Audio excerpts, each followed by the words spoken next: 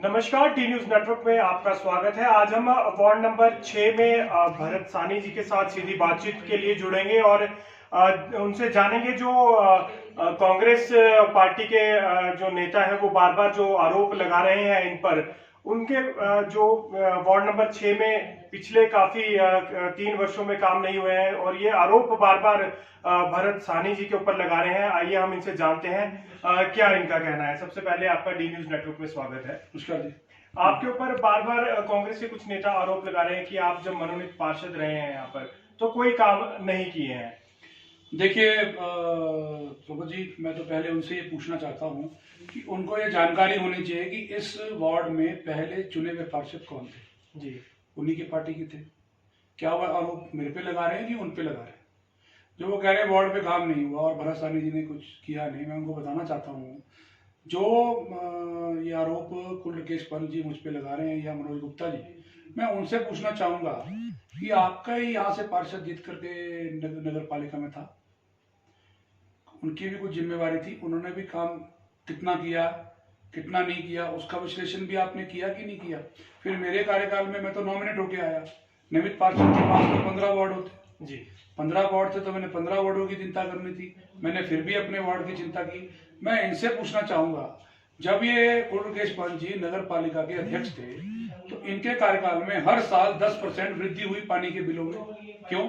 और ऑफिस के अंदर ये बैठ करके वहां सारा दिन चाय पीते थे, नगर पालिका की चिंता इन्होंने नहीं की, सारा दिन वहां बैठ करके टाइम पास करते थे, उसके बारे में भी बताएं इन्होंने क्या किया। हमने 3 वर्ष के अंदर हर परिवार की चिंता की है, जहां इंटरलॉक टाइल की जरूरत थी वहां इंटरलॉक टाइल लगाई है, जहां रोड को रिपेयर करने की जरूरत थी वहां रोड को रिपेयर किया है, जहां स्ट्रीट लाइट लगनी चाहिए थी वहां स्ट्रीट लाइट एडिशनल लगवाई है, जहां के अंदर नदी नाले ठीक होने थे वहां नाले भी ठीक कराए हैं और जहां नालियां बननी थी वो भी बनाई हैं। और उसके अलावा फिजिकल फिटनेस की बात आप करें तो हमने ओपन एयर जिम लगाया है और पार्क के अंदर ग्रीनरीज के लिए हमने टाइम पर वहां पर ट्री प्लांटेशन का काम किया है। सीवरेज को लेकर के हमने बार बार डिमांड की है कि सीवरेज का जो काम रुका हुआ है उसको प्रोसेस किया जाए। और मैं पिछले कल ही देख रहा था कि माननीय मुख्यमंत्री जी के दौरे के बाद जो एसटीपी टैंक के पैसे देके गए और भी काम को ले देकर उसका काम मुझे लगता है सर्वे शुरू हो गया, जगह जगह उस पर साइन मारने शुरू कर दिए गए हैं एसटीपीस के लिए, वो भी शुरू हो गया।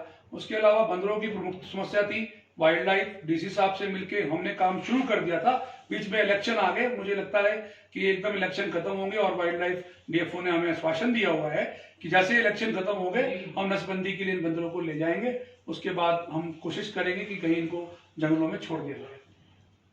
4 दिन बाकी रह गए हैं चुनाव को लेकर, अब किस तरह का माहौल है और कितना समर्थन जो है आपको मिल रहा है? देखिए सोपत जी, हमने 3 वर्ष से काम करना शुरू कर दिया था जी, और जनता आजकल बड़ी सजग है, जनता देखती है कि कौन काम कर रहा है कौन काम नहीं कर रहा, और जो काम करेगा उसी को मत मिलेंगे, मेरा ऐसा मानना है। और मैं अपील भी करूंगा वोटरों से कि कोई भी कैंडिडेट कहीं से भी खड़ा हो, आप काम कराने वाले व्यक्ति को देखें। भारतीय जनता पार्टी के हर एक कैंडिडेट के अंदर काम कराने की जील है, वो है काम के लिए ही हमने काम किया तो हमें पार्टी ने टिकट दी। हम जनता आज की डेट में काम मांगती है सुपर जी, बगैर काम के किसी को नहीं, और मत भी उसे मिलने चाहिए जो काम और आपको समय दे। ऐसा नहीं कि आप 3 वर्ष पहले कहाँ घर में बैठे थे, एकदम से मन बना लिया तो आपको जनता के बीच में जाना और आपने वोट मांग ली। हमने जनता की चिंता की है, परिवार मान के चिंता की है, अपने घर मान करके चिंता की है, हमने एक एक व्यक्ति की चिंता की है और आगे भी करते रहेंगे।